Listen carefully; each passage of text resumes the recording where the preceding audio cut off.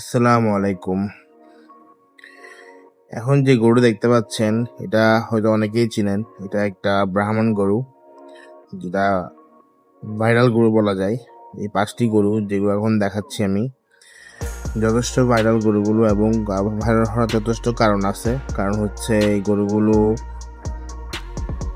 এখন সরকারের আন্ডারে জব্দ ছিল এতদিন, এবং কিছু কারণবশত ওইগুলো যেহেতু অবৈধভাবে দেশে আনা হয়েছে, তাই এগুলা জব্দ করে রাখা হয়েছিল। এই ৫টা গরু, যে গরুগুলোর দাম কোরবানে হাঁকানো হয়েছিল কোটি টাকার উপরে। কোটি টাকা একটা, কোটি টাকা, ১.৫ কোটি টাকা একটা, ২ কোটি টাকা একটা, এই ধরনের দাম হাঁকানো হয়েছিল, যেটা বিক্রি হয়নি এবং পুরা চক্রটাই কেমন জানি এলোমেলো হয়ে গেছে। সো আজকে যেটা দেখানোর জন্য ভিডিওটা দিচ্ছি সেটা হচ্ছে এই গরু ৫টি গতকালকে বিক্রি হয়ে গেছে খলিল মাংস বিতানে। তো খলিল সাহেবকে হয়তো সবাই চিনেন, উনি একজন বিশিষ্ট মাংস বিক্রেতা এবং ওনার কিছু রেস্টুরেন্টও আছে বিফ রিলেটেড। সো উনি নামে ক্রয় করছে, এবং আজকে শুক্রবার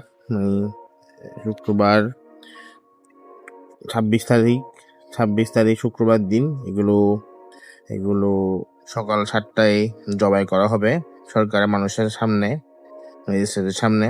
এবং উনি এই গরুগুলোর দাম নির্ধারণ করেছে ১১৫০ টাকা করে কেজি। ১১৫০ টাকা হওয়ার কারণ হচ্ছে এইগুলো কোনো নর্মাল গরু না, এগুলো আমেরিকা থেকে আগত ব্রাহ্মণ গরু, যেগুলোর দাম অনেক বেশি হয়। তো খলিল সাহেব যে দাম ঠিক করেছেন সেটা আমার মোটাও বেশি মনে হচ্ছে না। যদি ৯০০ টাকা করে আমরা এখন খেতে পারি নর্মাল গরুর মাংস, এগুলোর দাম বেশি হওয়াটা স্বাভাবিক। যারা আগ্রহ করে খেতে চায় অবশ্যই তারা কিনবে, এবং অলরেডি অনেক মানুষ এখনই লাইন ধরে আছে আমি আমার জানার মতে। তো এত বড় সাইজের গরু আসলে আমি কখনো দেখি নাই। এগুলো বিশাল আকৃতির গরু, এবং এই ধরনের গরু আসলে সচরাচর দেখাও যায় না। আসলে এটা একটা আল্লাহর সৃষ্টি, খুব সুন্দর মাশাআল্লাহ। আশা করি ঠিকমতো খলিল সাহেব এই যে উদ্যোগটা নিয়েছে শেষ করতে পারবে। আমি জাস্ট আমার চ্যানেলে একটা আপডেট রাখলাম যে এই গরুগুলো আজকে শেষ রাত, তাই একটা আপডেট দিলাম।